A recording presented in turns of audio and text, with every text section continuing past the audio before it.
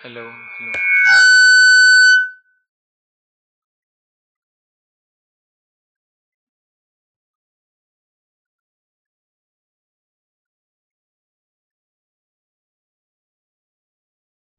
Hello hello hello hello.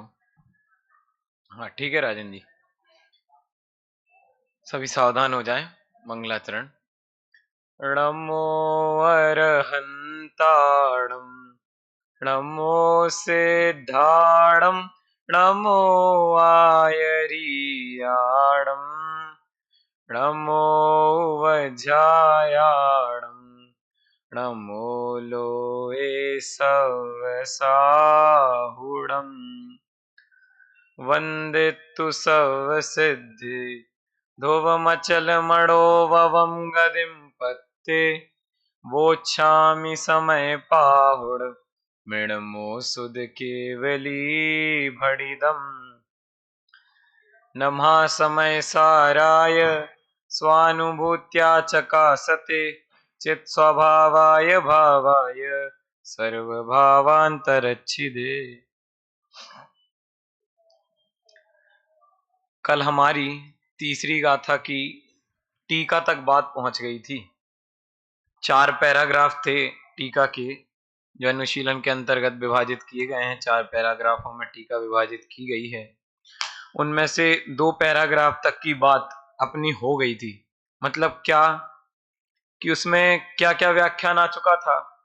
सर्वप्रथम तो जो द्वितीय गाथा में आत्मा का या कहें अपन समय नामक पदार्थ का, छहों द्रव्य का या जीव नामक पदार्थ का जो द्विविधपना स्थापित किया था कि जो ज्ञान दर्शन चारित्र में स्थित हैं वे तो जीव हैं, और जो पर पुद्गल के प्रदेशों में, कर्म पुद्गल के प्रदेशों में स्थित जीव हैं वे तो पर समय हैं।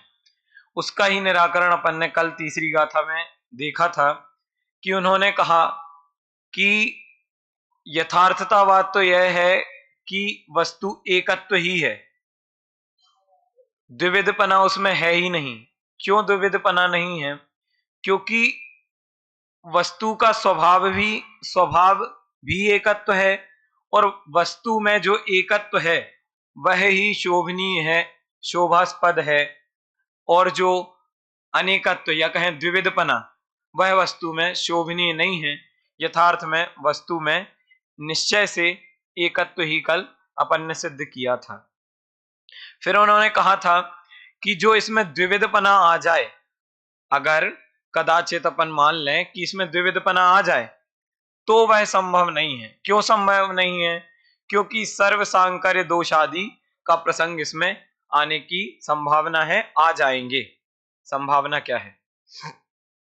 तो अपन ने सबसे पहले यह देखा था कि समय नामक पदार्थ का जो इधर भाव लिया था आचार्य जैसे इनके अनुसार तो जीव ही समय है, और अमृतचंद्राचार्य ने छहों द्रव्यों सभी पदार्थों को जीव कहा था, समय से अभिहित किया था।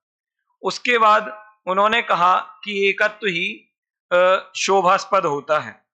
फिर द्वितीय पैराग्राफ में जो है, पहले पैराग्राफ में तो क्या एकत्व समय का व्याख्यान किया था और एकत्व की सुंदरता बताई थी। द्वितीय पैराग्राफ में मतलब आगे चर्चा चली, तब उन्होंने कहा, तब उन्होंने एकत्व की सिद्धि की कि वस्तु में एकत्व कैसे है, वस्तु एकत्व रूप कैसे है। हमें तो प्रत्यक्ष में द्विविधपना दिखता है, तो उसकी चर्चा भी अपन आज लेंगे। मतलब एकत्व कैसे है, यह उन्होंने 4 विशेषताओं या 4 बातों के माध्यम से उसकी सिद्धि की थी। पहला तो कहा था कि वस्तु अपने अनंत धर्म रूप चक्र, जो समूह है अनंत धर्मों का, उसका चुम्बन किए हुए है। उसमें एकमेक होने से वह उन्हें ना तो कभी छोड़ती है बल्कि हमेशा एकमेक रूप रहती है, और उस एकमेकता के साथ पर द्रव्य को वह स्पर्श भी नहीं करती है। दूसरा विशेषण या दूसरी बात उन्होंने जो कही थी कि अत्यंत निकट रहने पर भी, तो कहा था कि आकाश द्रव्य के एक प्रदेश पर विभिन्न विभिन्न मतलब जाति अपेक्षा क्षय, और उन एक एक जाति के अनंत अनंत द्रव्य तक एक एक प्रदेश पर रह सकते हैं। पर यहां तो क्या एक क्षेत्र अवगाह्य रूप संबंध की बात की कि जिनमें एक क्षेत्र अवगाह्य रूप संबंध है, ऐसे जीव पुद्गल द्रव्य आकाश के एक क्षेत्र एक प्रदेश पर ही रहने पर भी, मतलब जहां जहां जहां जीव है वहां वहां अजीब है कितने ही, ऐसा रहने पर भी वे एक दूसरे में तन्मय नहीं होते, एक दूसरे को छूते नहीं हैं, बल्कि सदाकाल अपने स्वरूप में ही तिष्ठते हैं। और इसी को आगे कंटिन्यू किया तीसरे पॉइंट में, तो कहा कि पर रूप ना होने के कारण, मतलब कहा ना, पहले कह दिया कि स्वरूप से च्युत नहीं होते हैं, तो पर रूप नहीं हो रहे हैं, इसीलिए वे अपनी भावाय जो उनकी सत्ता है उसे वे नहीं छोड़ते हैं, मतलब अपने सत्ता में रहते हैं। जैसे कल एक्सप्लेन किया ही था, तो उसको ज्यादा स्पष्ट करने की जरूरत है भी नहीं कि जीव अगर पुद्गल हो जाए तो जीव की सत्ता का लोप हो जाए, सत्ता चली जाए, तो ऐसे पुद्गल ही पुद्गल बचेंगे, जीव कोई बचेगा ही नहीं। तो इस प्रकार अनंत व्यक्तिता जो प्रत्येक द्रव्य की है, अनंत अनंतपना है, वह नष्ट नहीं होता है, बल्कि टंकोत्कीर्ण की भांति सदा वे स्थित रहते हैं। और चौथी विशेषता, चौथी बात में कहा कि जो उसके विरुद्ध कार्य हैं वह अविरुद्ध कार्य हैं। विरुद्ध कार्य किन्हें कहा कि जो पर्याय हैं, अर्थात जैसे उत्पाद व्यय रूप, नित्यता नित्यता आदि, ऐसी जो पर्याय हैं वह उनका स्वरूप है, द्रव्य का स्वरूप है, द्रव्य में है। तो ऐसे विरुद्ध कार्य और अविरुद्ध कार्य, जैसे बताए थे कि गुण, श्रद्धा, चारित्र आदि जो अनंत गुण हैं, इन विरुद्ध अविरुद्ध कार्यों के माध्यम से, कार्यों विरुद्ध अविरुद्ध कार्यों की हेतुता से वह विश्व को टिकाए रखता है। मतलब एक द्रव्य अपने द्रव्य गुण पर्याय में पूर्णतः तन्मय रहता है, अपने स्वरूप से च्युत नहीं होता, तो वह स्वयं को टिकाए रखता है, उससे सहज ही विश्व टिका रहता है, क्योंकि कहा था कि द्रव्य विश्व जो है वह 6 द्रव्यों के समूह का ही नाम है। अब आगे जो पैराग्राफ आने वाले हैं उनमें यह बात आने वाली है कि जो एकत्व की सिद्धि तो उनने अभी कर दी, और सहज ही उसके कारण जो बंधन की है वह असिद्धि हो गई। मतलब एक की सिद्धि हो गई तो अनेकता की अपने आप असिद्धि ही हो गई। उसकी चर्चा अब आगामी पैराग्राफ से अपन देखते हैं। इस प्रकार सर्व पदार्थों का भिन्न भिन्न एकत्व प्रतिष्ठित हो जाने पर, जो कि ऊपर उन्होंने प्रतिष्ठित कर दिया है, एकत्व सिद्ध हो जाने पर जीव नामक समय को बंध की कथा से ही विसंवाद की आपत्ति आती है। तात्पर्य यह है कि जब सभी पदार्थ परस्पर भिन्न ही हैं, तो फिर यह बंध की बात आपने जीव के साथ ही क्यों कही? मतलब जब सब पदार्थ भिन्न भिन्न ही हैं, तो आप बंधन की जो बात है वह पर्टिकुलर जीव के साथ क्यों लगा रहे हो? तो इसके 2 कारण ख्याल में आए कि एक तो सबसे पहले जो जीव है, चेतना उसी में है, मतलब जानने देखने की बुद्धि जो है वह जीव द्रव्य में अकेली है। तो वह अपनी बुद्धि का देखो दोनों रूप उपयोग हो सकता है, एक भ्रम रूप भी और एक अभ्रम रूप भी। अभ्रम रूप भी अभ्रम मतलब सहज जो सत्य बात है उसको स्वीकृत करना, और भ्रम मतलब जो है नहीं उसको मानना।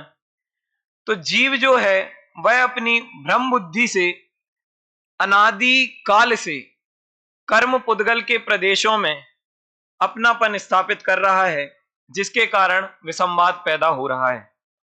और इसीलिए ही यहां पर जो जीव के साथ है उसके ही बंधन की कथा कही। और दूसरा कारण जो ख्याल में आया कि जीव में एक श्रद्धा नामक गुण है, और श्रद्धा नामक गुण होने के कारण जीव श्रद्धा गुण का जो कार्य है वह कार्य है किसी ना किसी पदार्थ में अपनापन स्थापित करना, अपनत्व स्थापित करना। तो वह जो जीव है उसने किसमें अपनापन स्थापित किया? भ्रम बुद्धि से। अनादि काल से ही कर्म पुद्गल के प्रदेशों में या पर द्रव्य में अपनापन स्थापित किया। इन 2 कारणों के माध्यम से जो बात है वह जीव के साथ बंधन की जो बात है वह आई। अब यहाँ एक प्रश्न हो सकता है कि जब अनादि काल से कर्म में लिप्त जीव है तो जीव को ही कर्म का स्वभाव कह दो, तो कहाँ ऐसा नहीं है। वास्तव में यह बात सत्य है कि अनादिपने की सिद्धि अनादि काल से जीव कर्म सहित ही है, कर्म से आज तक जुदा हुआ नहीं है। इसकी सिद्धि ही पंडित टोडरमल जी ने दूसरे अध्याय में कर्म के अनादिपने की सिद्धि की। तो अच्छा, कर्म तो जीव का स्वभाव हो गया। अरे नहीं भाई, ऐसा नहीं है। उसके बाद उन्होंने कहा कि कर्म के अनादिपने की जो सिद्धि की, तो वहां प्रश्न उपस्थित किया, यही जो प्रश्न है कि कर्म जीव का अनादि स्वभाव हो जाएगा। फिर उसका निराकरण करते हुए उन्होंने उदाहरण प्रस्तुत किए कि ऐसा नहीं है। जिस प्रकार जल और दूध, सोना और किट्टिका आदि ये जो अनेक पदार्थ ऐसे देखे जाते हैं जो अनादि से मिले हुए हैं, परंतु जल और दूध को हंस के द्वारा अलग करते हुए देखा जाता है, सोना और किट्टिका को 16 ताप देकर अलग होता हुआ देखा जाता है। जैसे आज ही अपन 9वां श्लोक में 9वें कलश में पढ़ रहे थे कि जो कंचन है उसको 16 ताप देने से, या फिर जो सुनार होता है वह उसके पास जो कसौटी वो पत्थर होता है उससे समझ में आ जाता है कि इसमें कितना सोना है कितना नहीं। तो ऐसे जो अनेक कारण हैं उनसे स्पष्ट रूप से दोनों चीजें भिन्न भिन्न प्रतिभाषित होती हैं।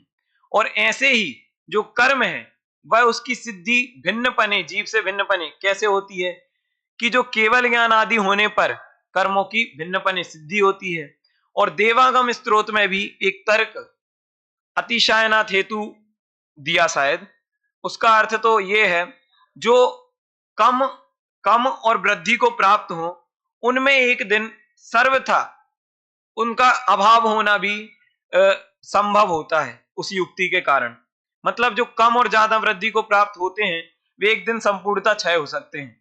इसका मतलब क्या हुआ, कर्म जीव का स्वभाव तो नहीं है, यह उन्होंने सिद्धि की है। इससे हमें यह समझ में आया कि जो जीव के साथ यह जो बंधन की कथा है वह क्यों जोड़ी गई है। तो मुख्य तो जो दो हेतु दिए कि एक तो जीव में ही चेतना गुण है और बाकी द्रव्य। वैसे तो जीव परमार्थ रूप से तो बात यही है कि जीव जब अपने को बंधन रूप स्वीकार कर रहा है या जब उसमें एक क्षेत्र अवगाह रूप से पुद्गल का या शरीर का संबंध है, तब भी अपने स्वरूप में अंतर्मग्न जीव पूर्णतः अपने स्वरूप में ही है, पर द्रव्य से भिन्न ही है। परंतु जो बंधन की कथा है वह जीव के साथ ही क्यों आई, यह स्पष्ट किया। अब आगे पढ़ते हैं। जब बंध की बात ही नहीं टिकती तो फिर बंध के आधार पर कहा गया उद्गल प्रदेशों में स्थित होना भी कैसे टिकेगा। सीधी सी बात है, जब आपने बंध की बात ही छोड़ दी है, आप किससे बंध की बात स्थापित कर रहे थे कि पुद्गल के प्रदेशों से बंध की बात कर रहे थे। तो स्पष्ट सी बात है, जब आपने बंध एकत्व ही सिद्ध कर दिया तो बंध की कोई बात ही नहीं रही। और जो पर समयपना जो बताया था कि जो जीव पर पुद्गल के कर्म प्रदेशों में स्थित है उन्हें पर समयपना है, तो वह बात भी एकदम असत्यता हो जाती है। और इसीलिए आचार्य जयसेन आगे लिखते हैं अपनी टीका में कि ततः स्थितम स्वसमय एव आत्मना स्वरूपम इति, अर्थात इससे यह निश्चित हुआ कि वास्तव में स्वसमय ही आत्मा का स्वरूप है, पर समय तो मात्र वह उसकी पर्याय में जो अभी वर्तमान पर्याय में विकार है, इस अपेक्षा पिछली गाथा में खड़ा किया था। आगे पढ़ते हैं। तथा उसके आधार पर होने वाला पर समयपना भी नहीं टिका।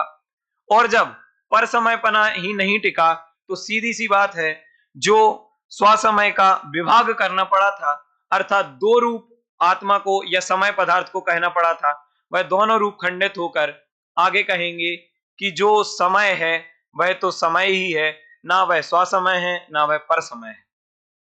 ऐसी बात यहां पर आई है।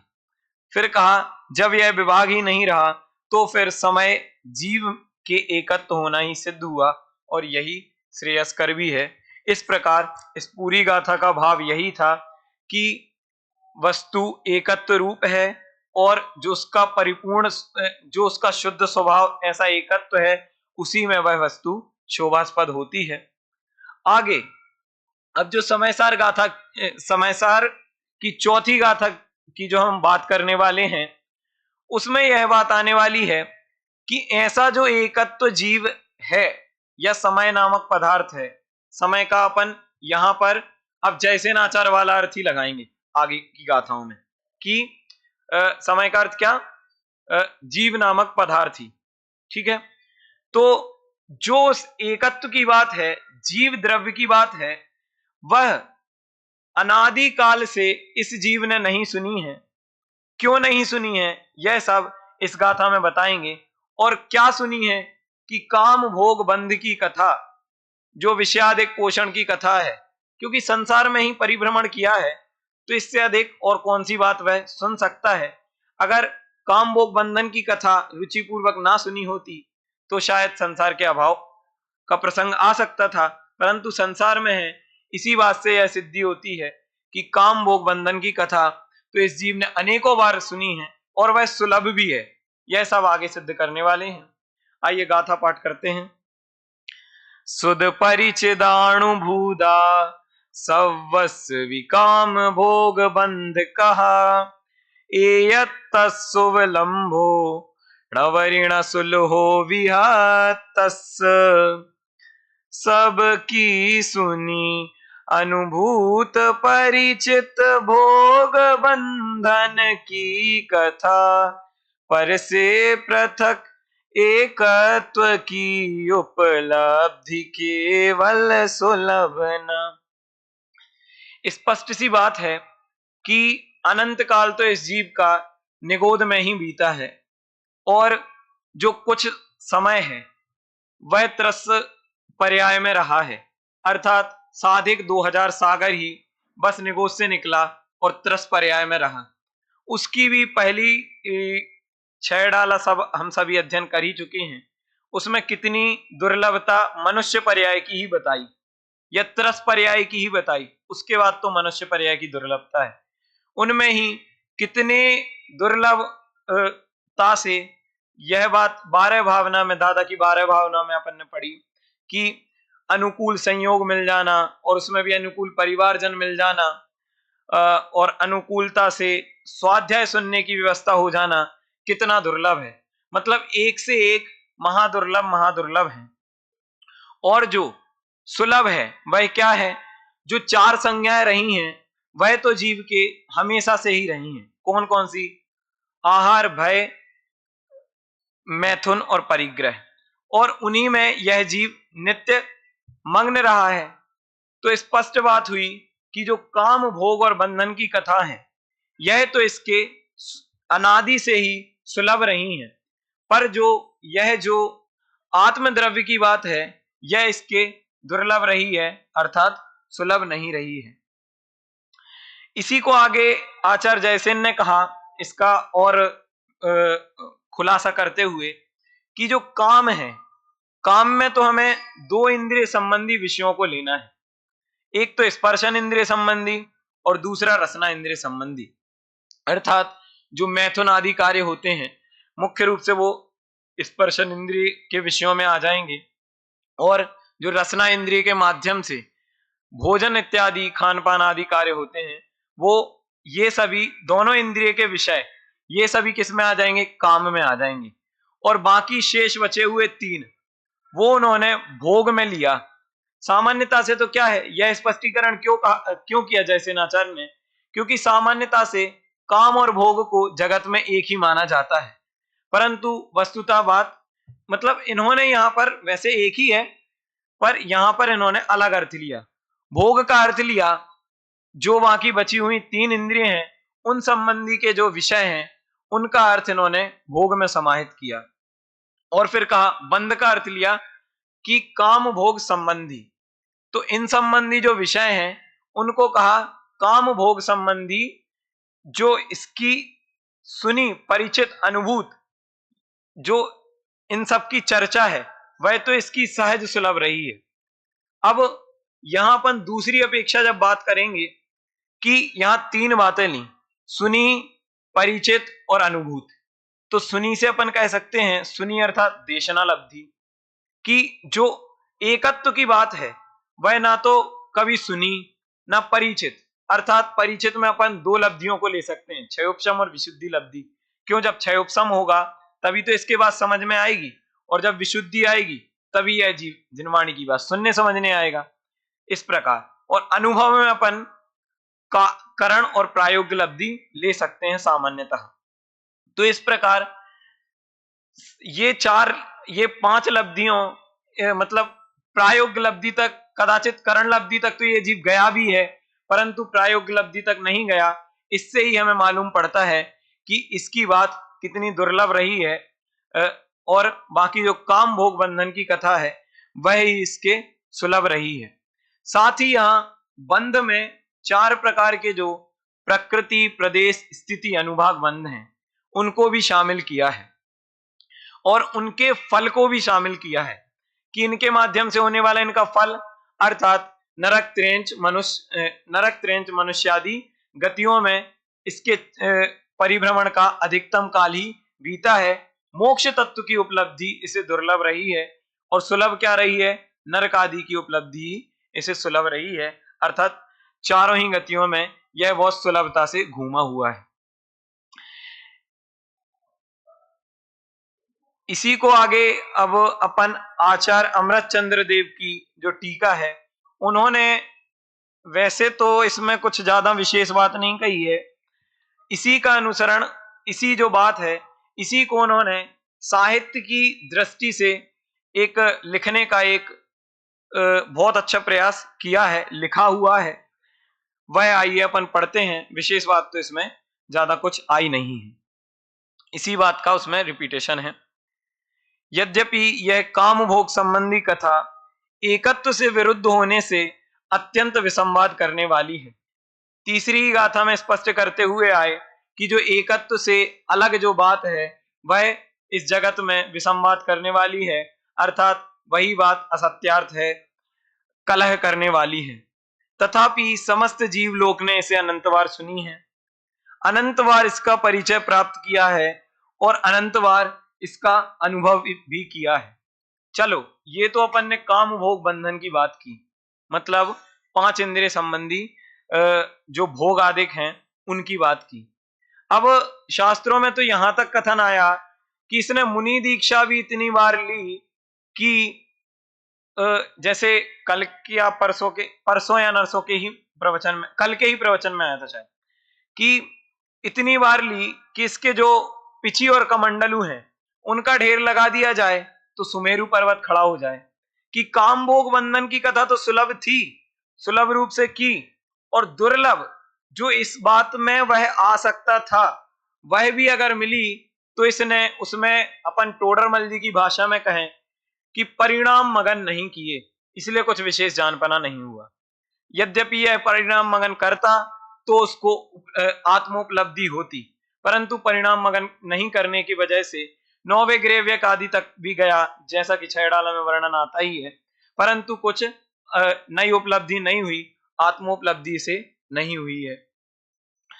फिर आगे कहा ना साहित्य की दृष्टि से मुख्यता से इन्होंने एक अच्छा उदाहरण स्वरूप लिखा है, उसको हम पढ़ते हैं। संसार रूपी चक्र के मध्य में स्थित द्रव्य क्षेत्र काल भाव और भाव रूप अनंत पंच परावर्तन से भ्रमण को प्राप्त अपने एक छत्र राज्य से समस्त विश्व को वशीभूत करने वाला महामोह रूपी भूत जिसे बैल की भांति जोत रहा है।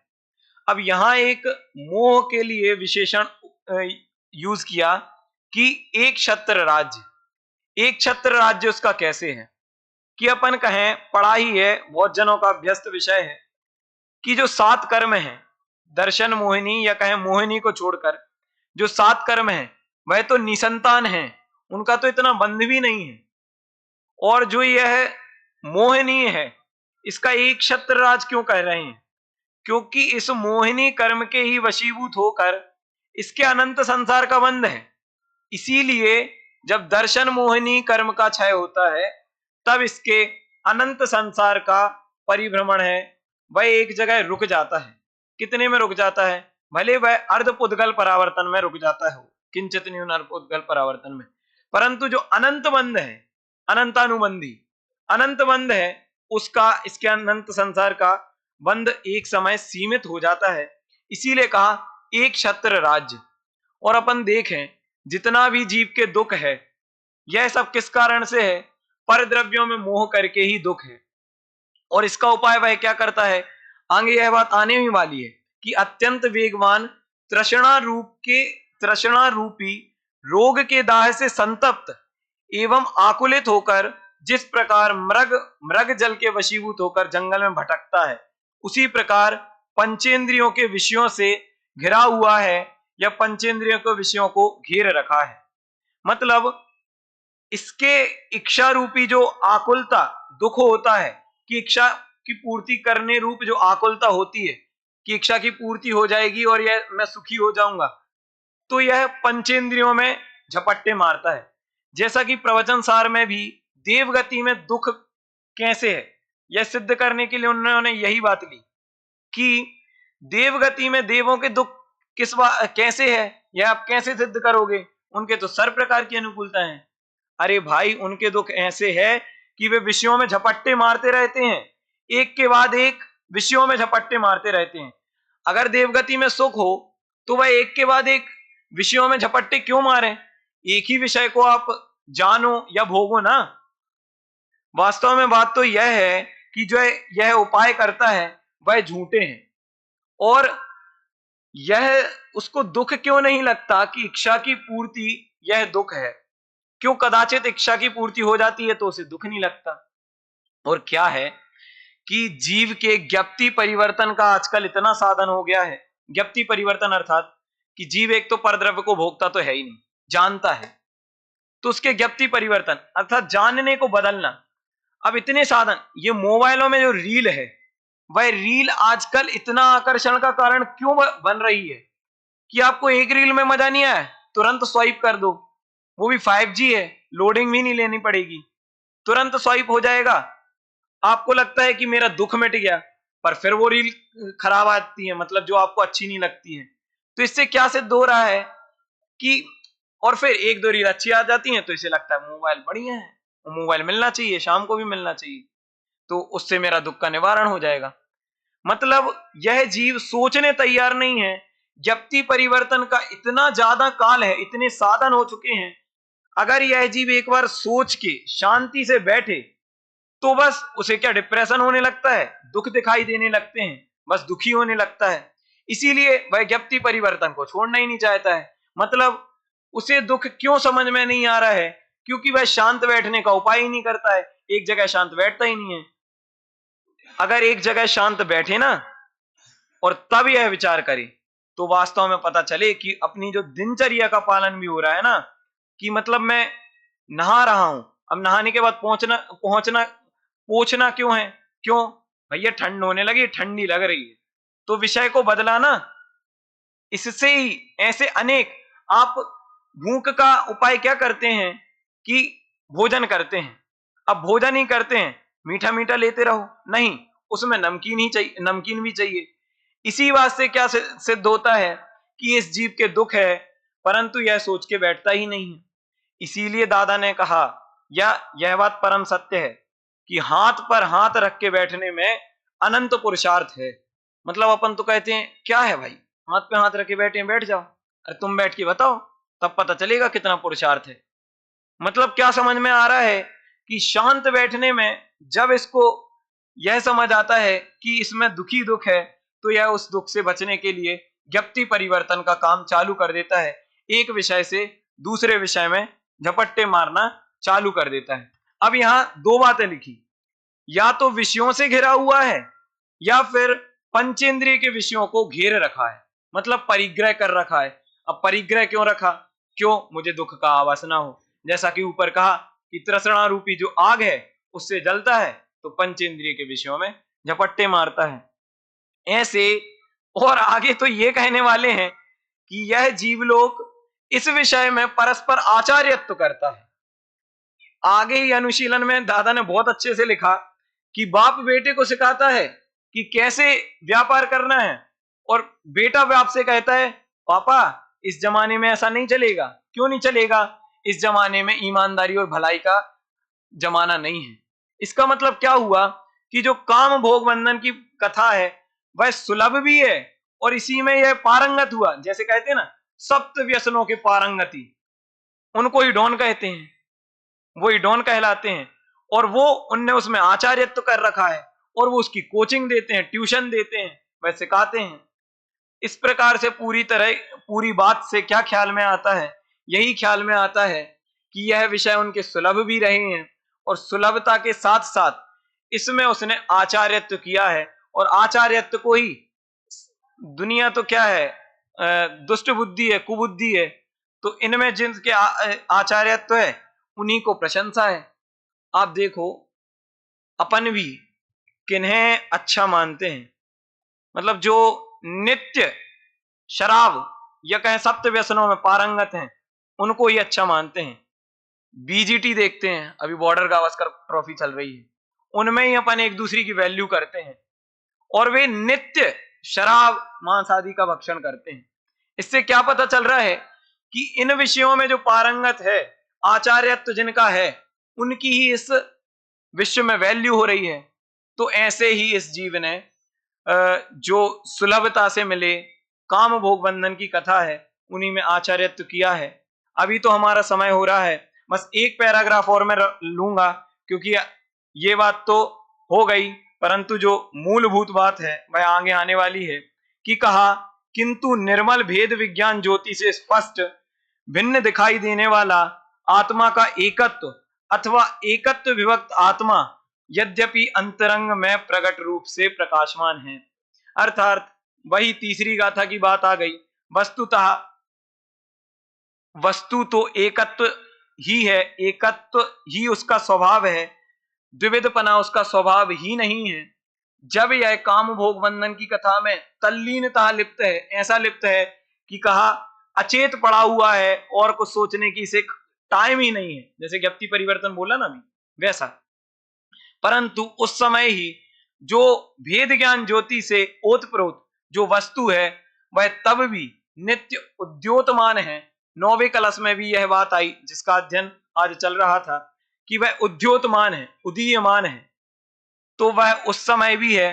परंतु यह जो है वो कषाय चक्र के साथ एक रूप किए जाने से अत्यंत तरोभूत होता है, अर्थात इस संसार में भटक रहा है। हम सभी जो हमें दुर्लभता से सुलभता से तो क्या मिल गए, काम भोग बंध, काम भोग मिल गए हैं, परंतु यह जो दुर्लभता से स्मारक में पढ़ने का अवसर मिला है और दुर्लभ जो आत्मा की बात है वह सुनने मिली है, उस दुर्लभ संयोग को, वह दुर्लभ संयोग ऐसा कहें जो सहज सुलभ हो गया है, उसको यथार्थभूत करें, उसको सार्थक करें। इसी मंगल भावना से मैं अपनी बात को विराम देता हूं।